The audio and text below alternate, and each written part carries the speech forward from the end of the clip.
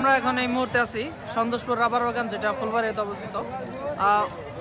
এইখানে আসলে যে অন্যতম একটা জিনিস, সেটা হচ্ছে ছোট একটা আনারস। এটা বেসিক্যালি হচ্ছে জলডোঙা জাতের। এটা কিন্তু প্রচণ্ড পরিমাণ মিষ্টি। আর আপনি এই জায়গায় আসবেন আর আনারস খাবেন না, এটা কিন্তু হতেই পারে না।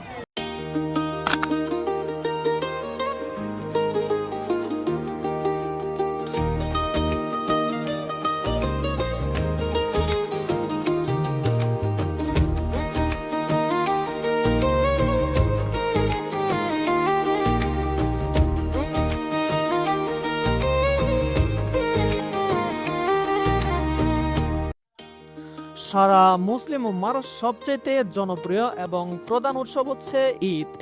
আর এই ঈদকে কেন্দ্র করে মুসলিমদের নানা রকম আয়োজন থাকে।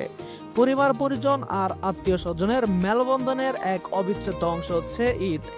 এই দিনটাকে উদযাপন করার জন্য বিভিন্ন জায়গায় ভ্রমণ করাটাকেই বেছে নেয় সবাই, আর আমরাও তার ব্যতিক্রম নয়। বিগত সময়ে ঈদ উল ফিতর পালন করতাম প্রচন্ড গরম আর বৃষ্টির মধ্যে, কিন্তু এই বছর ঈদের যে পরিবেশ, এটা জাস্ট অন্য লেভেলের। কারণ তেমন কোনো গরম নেই কোনো বৃষ্টি, তবে আকাশটা অসম্ভব রকম মেঘলা টাইপের।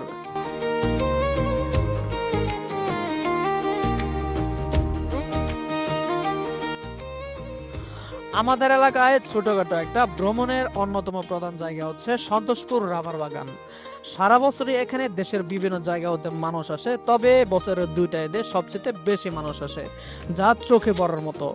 এই জায়গাটি পর্যটন শিল্প হিসেবে পরিচিত হওয়ার পাশাপাশি এখানকার শ্রমজীবী মানুষের একটা কর্মসংস্থানের বিশাল সুযোগ সৃষ্টি হয়েছে।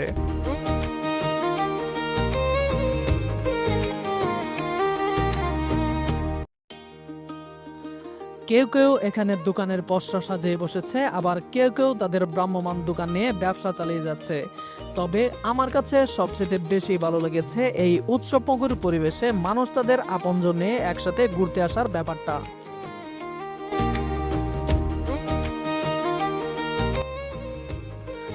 এই কাকার পেয়ারা মার্কাটা ছিল অসাধারণ। যদিও হাইব্রিড জাতের পেয়ারা, তবে মশলা ব্যবহার কারণে স্বাদটা দ্বিগুণ হয়ে গিয়েছিল। তাছাড়া এখানে বাহারি রকম পানির রাজত্ব ছিল, নানা রকম জর্দা আর মিষ্টি টাইপের কিছু মশলা, যা পানকে করে তুলেছিল আরো সুস্বাদু।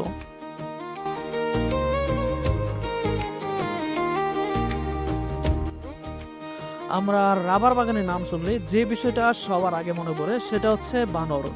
কিন্তু আজকে এখানে এত মানুষ, যাদের বয়ে বানর তাদের বউ বাচ্চা নিয়ে ঈদের ছুটি কাটাতে গেছে, কারণ প্রাণের ভয় তাদেরও আছে।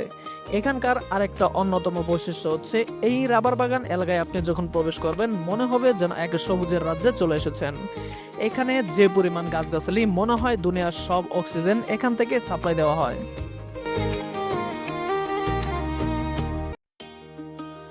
যাই হোক, এত সুন্দর আর রোমান্টিক পরিবেশে ঘোরাফেরাটা বেশ আনন্দদায়ক ছিল।